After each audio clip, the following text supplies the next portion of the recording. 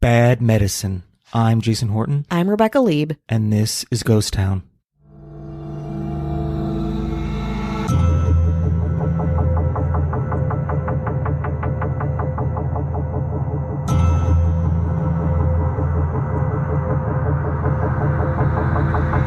In mid-1999, a failed Australian tennis coach named Sergey Benhayon, and I hope I'm saying that correctly, was sitting on the toilet doing his thing when all of a sudden he heard a voice.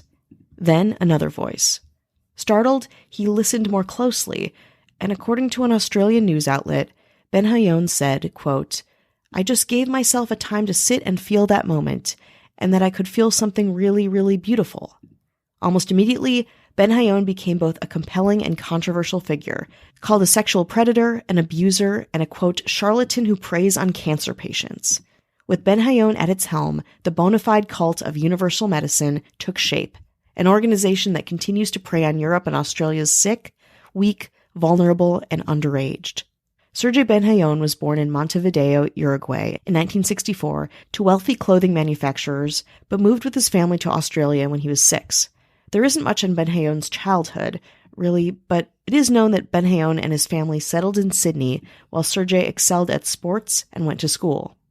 In the 1990s, Benhayon got married, had 4 kids, and didn't live his pro-athletic dreams. No, instead he took a mid-level job teaching tennis in Australia, with future plans to buy a tennis center on the Sunshine Coast. But in 1999, Benhayon had what Universal Medicine's website describes as, quote, "a series of unfoldments that led to a reconnection or union of old. As a result, he initiated these impresses via the expression of esoteric healing, using the forum of his sessions to present the teachings that not long after became his vast collection and volume of service to many thousands."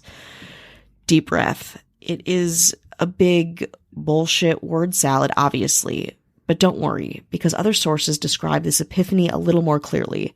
That Benhayon had heard voices. In an interview with the Sydney Morning Herald, Benhayon reiterated his feelings during his obviously very resonant time. Quote, "I thought the words came from my head, but they were coming from my heart. I fought them. I thought they were ridiculous. Even though they were beautiful, my head said, that's impossible. Who do you think you are?" The impressions basically told him to start Universal Medicine, a tight-knit group that, quote, creates transformational tools for thousands of people worldwide. But no, obviously it's not that. It is a cult. Benhayon's belief system, stemming from that first toilet conversation, is structured around the ideas of esoteric healing, rooted in the occult teachings of the theosophist Alice Bailey. Bailey, for my research, didn't seem like a bad person to look up to. She was known as the mother of the New Age movement, even coining the term New Age, which is pretty important to the scope of this podcast and really, now, modern culture as a whole. She worked through the turn of the century thinking that kindness and strict discipline around character and lifestyle would lead to enlightenment. Benhayon really liked those tenets, but he had some extra help kickstarting his own regurgitated and obtuse version of Bailey's beliefs. Not only was he connected to the universal energies of ancient wisdom, he also claimed to be the reincarnation of Leonardo da Vinci, Pythagoras, Imhotep, St. Peter, and even Alice Bailey herself. Sergey Benhayon believed that disease and turmoil and strife is caused by the energetic disharmony resulting from bad choices in previous lifetimes, and humans have had a lot of opportunity for bad choices, as Unimed believes that everyone's lived 2,300 lifetimes. These lifetimes are created and play out using 2 energies, prana, evil energy, and fire, good energy. I know, it felt a little counterintuitive to me too. Most forms of established knowledge, discipline, music, and some foods contain prana, bad, and you have to work very, very hard for that fire energy to win out. Benhayon began teaching his group of Australian followers all of these ideas, and I'm going to talk you through some pretty controversial and upsetting themes in these ideas, so please bear with me. They kind of developed from the beginning of this system of universal medicine and got worse and worse as time goes on. First, Benhayon said that those who abuse their authority, like corrupt politicians, are reincarnated as children with disabilities like Down syndrome and autism as punishment. He also said that sexual abuse towards children and adults is a result from a past life of misbehavior, punishment for making prana-level choices. But even if you're very, very good in all of your 1,000-some lives, you can mess up in your current life too. Lots of illnesses are caused by the possession of the body by evil spirits, and Benayoun even reportedly told a terminally ill patient that an evil spirit had entered her liver and kidneys, which is why she was going to die. He also tells couples that male orgasms during penetrative sex can give bad energy to women who participate in that sex. Prana is a predatory substance, and if it is sexual in nature, it could go as far as to invade someone's body and make them rape friends, family members, and other surrounding people. Benayoun can control his own prana and fire with the help of his powers, and in a sermon in September 2017, Benayoun said that he could, quote, orgasm as a hermaphrodite, with an orgasm like a woman, quote, and ejaculation like a man. Very confusing. And don't worry, he also says some pretty troubling statements about race, saying that each race chose their skin color, more specifically Asians, who chose their yellow skin to signify intellect. Of course, there are lots of things that would combat the prana, the bad energies, sexual or not. First and foremost, you might have already guessed this based on what I've said already, donating to Universal Medicine and buying Universal Medicine healing modalities and products, including teas, herbal elixirs, creams, and laminated healing symbol postcards, of course, help clear your prana. Together with his daughter Simone, a swim instructor and head of the Universal Medicine branch in the UK, and whom Benayoun claims is the reincarnation of Winston Churchill, Universal Medicine began to grow and build.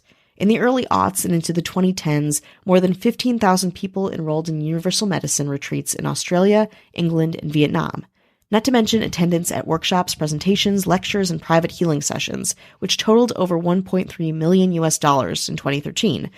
That is, of course, according to Benayoun himself, so take it with a grain of salt. Benayoun's program with Universal Medicine also includes these foundational treatments to combat prana. These treatments have names like, quote, esoteric breast massage, and ovarian readings, chakra puncture, and esoteric ovary massage. True followers who do all of this, Benayoun claims, will reincarnate, quote, over and over again until each and every single human is united as one by their true light. And many people really connected with it. Especially, it seems, medical professionals who were looking for something more than what they were taught, explanations beyond traditional Western medicine. To the dedicated Unimed subscriber, the organization's ideals, I think, again, just according to my research, I am taking kind of a leap in logic with some of this, felt like a, perhaps, mix of Western and Eastern.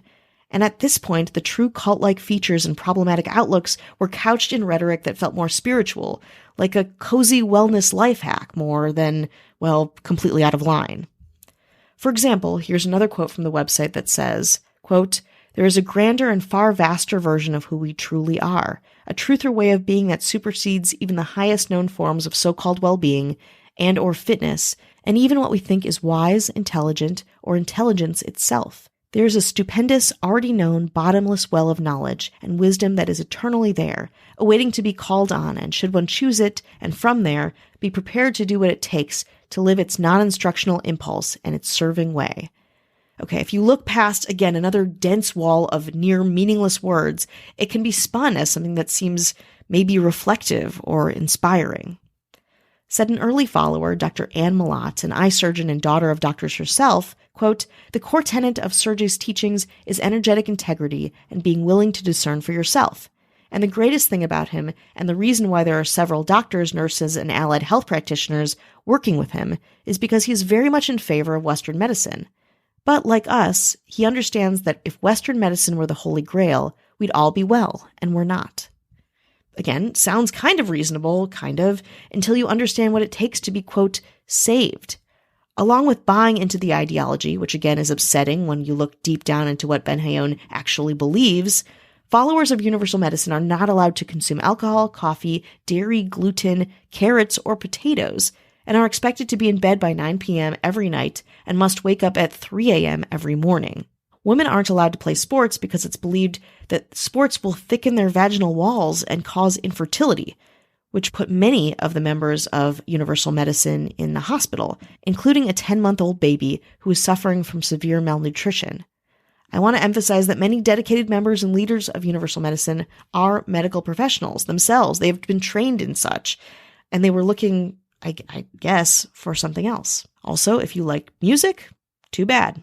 Prana lives in rock, reggae, pop, funk, and rap music, and especially in the work of Johann Sebastian Bach.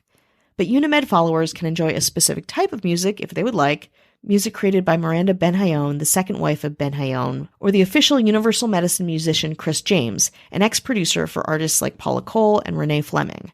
I listened to some of these pieces of music, and believe me when I say that it sounds like very jazzy, very unremarkable, very bad pop rock, Christian pop rock. And that's a flattering description, I would say. As the years went on, more and more people started speaking out about the severe and controlled climate of universal medicine, even though the organization, which had gained power, also had a stable of attorneys known to be extremely aggressive and litigious. Says a man whose marriage fell apart because of the cult. Quote, after my wife got involved with Sergey, the rot set in. Foods changed. No dairy, no bread. She would go to bed with her iPod plugged in and listen last thing at night and first thing in the morning to Sergey's lectures. Then, all of a sudden, I would find universal medicine symbols under my bed. For 2.5 years, there was no lovemaking. If I touched her breast, I was groping. If I drank, she'd sleep in the other room. Even if I came back from the pub and hadn't drank any alcohol, she refused to sleep with me because I brought back, quote, pub energy. We used to have an extensive music collection. It just disappeared. We had books on philosophy, Socrates, Plato, the Bhagavad Gita. She said, you don't need them anymore. Another ex-Universal Medicine supporter complained that Benhayon, quote, controlled every aspect of our lives. On claims like these, the Unimed legal team swiftly curved defamatory accusations and online materials with aggressive action. Lawyers also cracked down on any articles suggesting that Unimed's a cult and manipulating search outcomes to not seem culty to the general Googler. They even have a page on their website with the title, quote, Why it is quite clear that Unimed is not a cult, with over 15 not-so-compelling points supporting their argument. Benhayon, of course, publicly claims that Unimed and its followers are tragic victims of a media smear campaign, and do the big culty thing of inundating any journalist or organization who posts less than complimentary stories about them, in addition, of course, to legal harassment. Apparently, UK-based director and Benhayon's daughter Simone coordinates and instructs followers to post favorable comments online at least 5 or more times a day. And if this isn't sounding a lot like Scientology quite yet, devotees created the company Real Media Real Change to create and promote their own media coverage and ideologies. The impact of universal medicine, especially in Australia, is profound. Cult Counseling Australia director Raphael Aron said that his organization has a full-time employee who is solely dedicated to researching and working with universal medicine victims, and said that Unimed seems to be, quote, exercising a level of mind control to the point where people submit to whatever this fellow seems to be offering, to their detriment. What he's doing is potentially, or actually, more on the life-threatening and life-taking practice of universal medicine after the break. Hi, hello, how are you? Hello. How are you doing? Ooh, I'm doing good. Yeah? Good. You're good? Okay, good enough. We'll take it. Good enough. We'll take it. Hope Yeah. everyone else is doing well. Mm-hmm. Want to thank everybody for listening, supporting, spreading the good word of GT. Mm-hmm. Thank you very much. And we would be absolutely nowhere without our government. Mm-hmm. Mm-hmm. You can listen to whatever music you want, but you have to be under the thumb of our totalitarian government. Mm-hmm. Mm-hmm. Our mayors. This person likes all kinds of music. It's nice. Likes all kinds of music. Oh, open-minded. Rock, funk rock, Oh. jazzy funk rock, progressive, funky, jazzy funk rock. All kinds of music. So cool. Ashley Matson. Hello. This person, all kinds of TV shows. Rom-com, dark-com, drama, dramedy, comedy, Wow. horror-omedy, Wow. documentary-omedy. Cool. Kat Joselle. Hello. This person reads all kinds of books.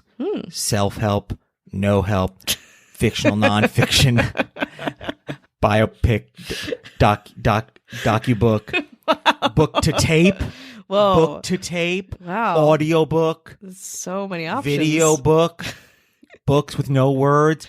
What? How about what? How about a diary that just has blank pages for you to fill in? Whoa. All of them. Any of them. Charlie Gilbert. Hello. And the musician, author, producer, writer, creator, the one who makes all these genres happen all at once. The source of all information, which sounds dangerous, but in the right hands, incredible. Don't ever question it. Our governor, Avian Noble. So if you want no ads, no chit chat, bonus episodes, just the good stuff, you want to listen to all these episodes, but you don't want to hear this part or any ads, head on over. 7-day free trial. You can take it, utilize it for 7 days, and then bail. We don't care. That's great. That's great. As long as somebody's using it, head on over to patreon.com/ghosttownpod. If you've left a review, thank you. If you haven't, leave a review on any platform. Please. And if you want us to read it, it would help. Just let us know. Be like, hey, I put it here. Yeah. I'd be happy to read it. It's easier to search for it. Any comments, I'll take them. An instant obsession, 5 stars. It took me a while to get into podcast. Grouchy elder millennial, maybe? Who knows? Ghost Town Pod is only the 3rd podcast I've ever listened to. That makes sense because I haven't listened to any. If you've only seen 3 men, I might be the hottest guy ever. Maybe. I mean, still, maybe just top 3. That's a good point. That's a good point. And I am obsessed. I was hooked by the name as a connoisseur of all things spooky, but the variety of topics they cover is even more interesting than I could have imagined. I'm currently on episode 106. I'm listening via Sirius XM as a benefit of my subscription. I didn't know you can listen to this on Sirius. I didn't know either. Also, do you work for Sirius XM Radio? Well, if you're hearing the sound of our voices, or if anyone knows how you can listen to Ghost Town on Sirius, let us know. I have someone Sirius. Profiting off of us that we should know about? I mean, yeah, I'm sure. Yeah. Are people to their detriment that listen to us? That too. Yeah. So both are happening. That's fair. And my husband makes fun of me saying I should just listen to the new episodes, but I feel like it's skipping chapters in a book. I can't do it. I love hearing the evolution of the podcast from the beginning till now. I can't wait to catch up. I love the banter between Rebecca and Jason. I also have no idea how old Jason is because his joke's about his age. He could be anywhere from, 45 to 115. Why are you starting at 45? Why is that? He could be as young. The youngest he could be is 45.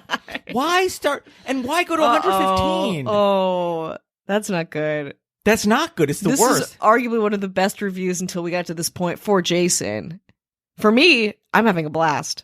You don't want to know where your age starts and ends. Well, it says dead and beyond for you. Yeah, that sounds sexy, though. Yeah, it's not bad. It's kind of like sexy and thin. I've recently become a Ghost Town alderman via Patreon. Thank you. Thank you. Do we owe you a pin and stuff in the mail? Yeah. If we haven't yet, I think we're almost caught. There might be one more. Okay. It might be. So there's just one sent out more. some pins, but yeah. Easy. Yes. We will get that to you. Very, very sorry. Keep doing what you're doing and don't change a thing. Rebecca's tendency to swear like a sailor and say I'm from the Midwest cracks me up every time. Jason's creative way of dropping Ghost Town Pod on Patreon impresses me every time. What do you mean? Patreon.com/Ghost Town Pod? Is that what you're talking about? Uh-oh. I wouldn't know. I wouldn't know. I feel bad though because she's at like 100. Yeah. So I think we're still in this like banter mode. You Oh, know? yeah, we're still yeah. in kind of like fat banter mode. But Yeah. hey, listen, you know me, I'll talk about anything at any given time. Jason's like, ramp it up. So Please come to New Jersey and investigate, cover White Hill Mansion, Fieldsboro. Rich history and supposedly very haunted. We also have some strange and creepy unsolved mysteries, like the disappearance of William Ebenezer Jones III in 1962. From the name, I would say that would be your territory. Yeah. From the date, I know. that's all me, baby. Absolutely. Very As soon as I tricky. hear Ebenezer, I'm like, hello. Who's named William Ebenezer Jones III in the 1960s? I love it. I can't wait to find out. Let's dig in. And the Sigrid Stevenson story in 1977, and the Camden Sniper / Phantom Sniper in 1927, 1928. Camden is notoriously a rough city. I will be in New Jersey in a few weeks. I will actually at least be driving through Camden because I'll be staying in Philadelphia, New Jersey, New York. So definitely we'll look into those. That is from Kimi 010984. That was so nice. Thank you so much. Yeah, except for the H part. I should probably just take that out, but I won't because you know what? I don't believe in No, censorship. you're a real journalist. Yeah, sure. That's right. Exactly. No, that really, that like made my shitty day. Okay. Have we indoctrinated you enough? Well, if not, perhaps we can go to Australia and get a little more of it. Okay. Deep breath. Let's get back to some other very troubling parts of universal medicine. that have been publicly talked about and that have been even taken to court. Now we're getting into really the backlash on some of this stuff, which again should have been happening and probably was happening far earlier. But here we are. We're in the mid to late 2010s, and we're going to start with esoteric breast massage. Unimed has specifically had many esoteric breast massage programs built to cure or prevent cancer and other breast cancer care retreats. All of this, of course, is for a price. These things, they work around kind of this Reiki healing type of work, from my understanding, and it also deals with rekindling femininity. No, there are not actually any proven or scientific treatments used in these programs, and I'm going to say it again, Sergey Benhayon is not a doctor. Of course, when all of the breast cancer workshops and treatments came out, researchers, people who actually were knowledgeable in the field of breast cancer research, oncologists and such, were outraged. And I think it goes without saying that there's no medical evidence that massage could prevent breast cancer at all. A former esoteric breast cancer massage patient reported Universal Medicine staff told her that her treatment would prevent breast cancer by, quote, clearing all of men's negative energy out of her, accumulated over her lifetime. She recalled her experience as, quote, the most horrible thing I've ever had in my entire life. According to changes recorded in the web archive after this practice underwent a lot of media scrutiny in 2012, most cancer-curing claims were scrubbed from the Universal Medicine website. Then the public started seeing how these medical health practitioners were using their authority not only to say that they could cure cancer, but taking public funds for the benefit of Unimed. Universal Medicine received over $800,000 in Australian federal funds to provide 6 public lectures and, quote, counseling services to parents under a Commonwealth grant scheme through the YWCA. The organization took most of the money, and when it did do outreach, which was minimal, it was all Universal Medicine outreach and recruitment. The funds were investigated, and eventually the program broke ties with Universal Medicine altogether. This happened a couple times with government funds, with different nonprofits, which really put Universal Medicine on the Australians' governmental radar. In 2018 and 2019, Universal Medicine had specific initiatives to work with children, using counselors and programs to teach teens and kids, and having to navigate what was an intense scrutiny around their involvement in festivals and workshops with children's education. In London, Simone's UK headquarters was a particular hub for children's community activities, especially swimming classes and their large pool. Eventually, however, all ties to public entities were discontinued when religious studies graduate and cult expert Esther Rocket was sued by Benhayon for defamation in the Supreme Court of New South Wales for blog posts she made between 2015 and 2018, characterizing Benhayon as delusional, dishonest, a sexual predator, and the leader of a socially harmful cult. Rocket had described Benhayon as a, quote, sleazebag guru and accused him of performing a, quote, sleazy ovarian reading on her during a treatment session, inappropriately touching her and witnessing him being inappropriate with other women as well. When it eventually went to court, Benhayon claimed that these portrayals made him feel, quote, raped, saying, quote, the attempt to demolish my reputation, you feel raped, you feel you have been stripped. But later he stated that he takes the subject of rape very seriously. The 7-week trial, which began in September 2018, was a circus. Benhayon's wife, Miranda, who he had known since she was 13 years old, stood by him while Benhayon told Rocket's attorney that he could sense discarnate spirits in the courtroom who were 9 feet tall, had no feet, and had a crevasse where the nose was meant to be on these spirits' faces. The 4-person jury eventually found Rocket not guilty of defamation, and that it was substantially true to say that Benhayon led a, quote, socially harmful cult, made, quote, bogus healing claims, intentionally indecently touched her and a number of his other clients, and, quote, reasonable grounds to believe that Benhayon intentionally sexually preyed upon her and other clients during treatment sessions. I wish I had more details, again, on how this went and more to talk about. You know, it can get graphic and upsetting, but it's a lot to take in. In addition, it was found substantially true, and I couldn't find more details on this either, that Benhayon, quote, had an indecent interest in young girls as young as 10 whom he caused to stay at his house unaccompanied, and, quote, is guilty of inappropriate behavior with children, and, quote, is dishonest. Yes, of course. The jury also reinforced more claims to be substantially true, including that Benayoun, quote, vilifies people with disabilities, exploits cancer patients by targeting them to leave him be guests in their wills, dishonesty, promotes fraudulent ideas of karma for self-gain, degenerates life and glorifies death, is a hypocrite because his esoteric healing has death as its goal, were also all found substantially true by the courts. It is brutal and kind of refreshing to me that the courts were able to do this. Furthermore, later findings asserted that Sergey Benayoun engaged in inappropriate conduct towards women, instructed students at Universal Medicine training workshops to touch the genitals of victims of sexual assault, quote, has engaged in bullying to stop Astor Rocket, exposing that he is guilty of inappropriate behavior with children, and, quote, is not a fit person to hold a working with children certificate. Yeah, no shit.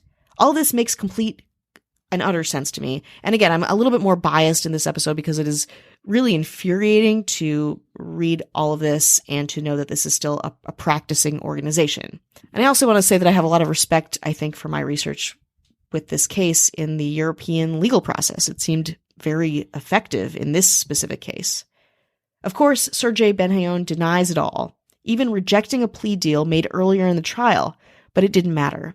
Benayoun was forced to pay Rocket's legal costs, around $1.2 million, as the researcher was made bankrupt and homeless by legal actions initiated by Benayoun and his associates after her cult claims.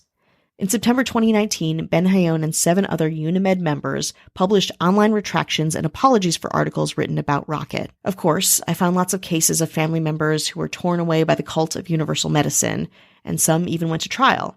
But I really want to emphasize that this organization, again, it still exists, with over 30 subsidiary and affiliated companies and organizations in Australia and the UK that you wouldn't off the bat know was controlled by a cult, including the nonprofits All Rise Say No to Cyber Abuse, Sound Foundation Community Care, and Teachers Are Gold. And then there are companies, for-profit companies, called Love Camp, the Girl to Woman Project, Total Health from Inside Out, and Women in Livingness magazine, and the College of Universal Medicine. Okay, the last one you probably guessed was part of this damaging and ever-prevalent cult.